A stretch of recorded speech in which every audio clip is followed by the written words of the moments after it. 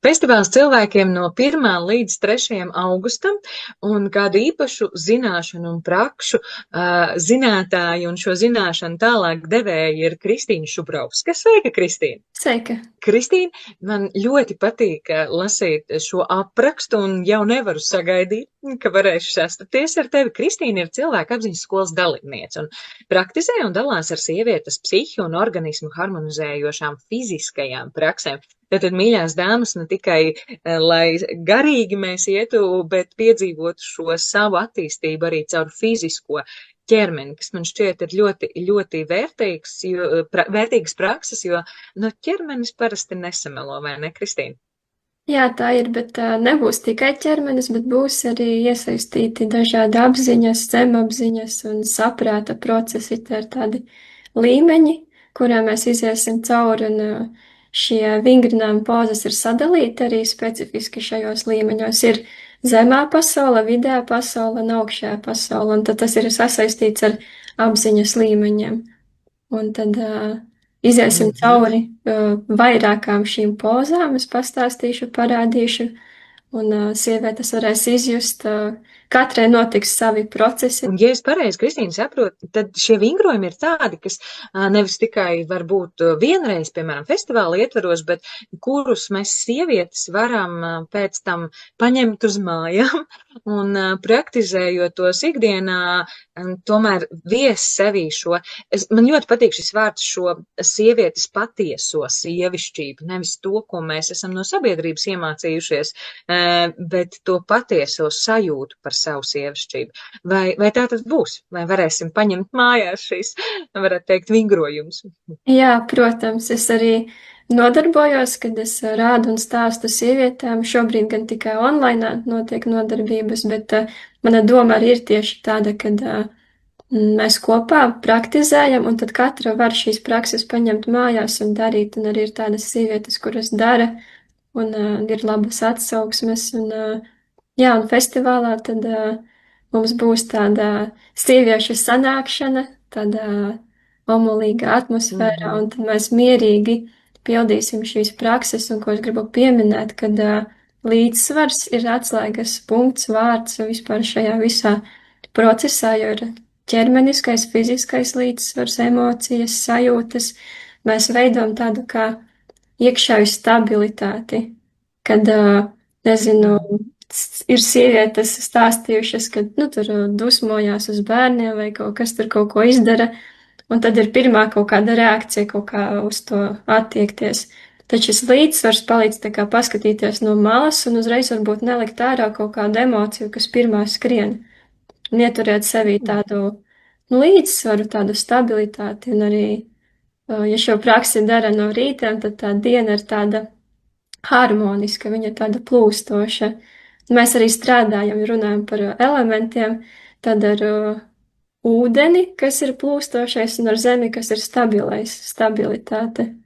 Un saka, šīs prakses pieļauj, ka ne tikai tādu šo sievišķību, šo sajūtu, šo tā kā tu minēji līdzsvaru, bet arī nodara fiziskajam ķermenim. Vai tu vari paraksturot, kas ir tās lietas, kā tas, veicot šīs prakses, kā tas palīdz fiziskajam ķermenim? Tas palīdz tādā ziņā, kad atbrīvo ķermeni.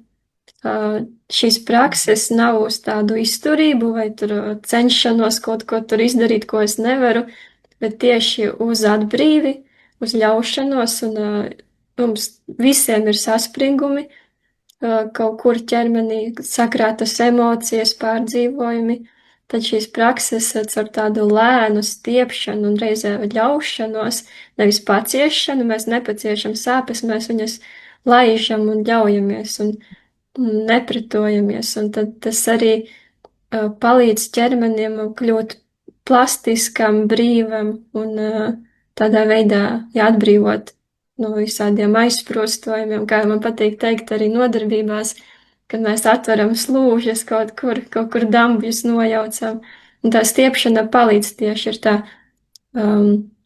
kā saspringums un atbrīve, saspringums un atbrīve. Un tas viss notiek caur elpošanu, un mēs elpojam tādas dziļas vēdera elpas, kas arī palīdz tā nomierināties. Vai šī tava vadītā nodarbība būs piemērota dažādiem vecumiem, un kā jau mēs tā bieži apzināmies, ka ar zināmu, teiksim, pusmūžu, varbūt vēlāk nāk arī zināmas visādas traumas un ierobežojumi kustībās, vai tas kaut kā ierobežos, vai varēs jebkura sieviete piedalīties? Jā, no pieredzes esmu pamanījusi, ka vecāka gada gājuma sievietēm ir problēmas izpildīt dažas pozas, bet ir pamata pozas, kuras var izdarīt visas, un tad jāskatās, cik tālu tā sieviete var to modifikāciju veikt. Bet jā, tas arī izkristalizē, kur ir šīs problēmas, kā Diana stāstīja iepriekš mums sarunās par diagnostiku, tad tas izvelk zemapziņas tādus šos šīs problēma vietas, tad arī mēs šeit caur ķermeni ieraugam, pamanam, un emocijas nāk. Ir sievietes, kuras vingro pilnīgi raud no tās pozas, jo viņa nevar, viņai sāp. Un tāpēc es domāju, jāpamēģina katrai, bet ir jārēķinās ar to, ka saspringumi ir un ir jābūt pacietībai un vēlmei šo saspringumus sevī mazināt. Tā jau ir, ja gadiem esam kaut ko krājuši, tā naivi cerēt, ka 2 minūtēs tur viss būs brīnišķīgi un kārtībā. Jā. Man šķiet, šis ir tāds brīnišķīgs un maigs, pat savā ziņā veids, kā pieskarties savai ārējai un iekšējai sievišķībai, un tas, ko tu minēji par šo pacietību, tas nav ciesties, bet Jā. tas ir izturēt un nomenedžēt šīs Pieņemt. emocijas. Vai es pareizi to izprotu? Pieņemt. Jā, tāds vārds pieņemšana.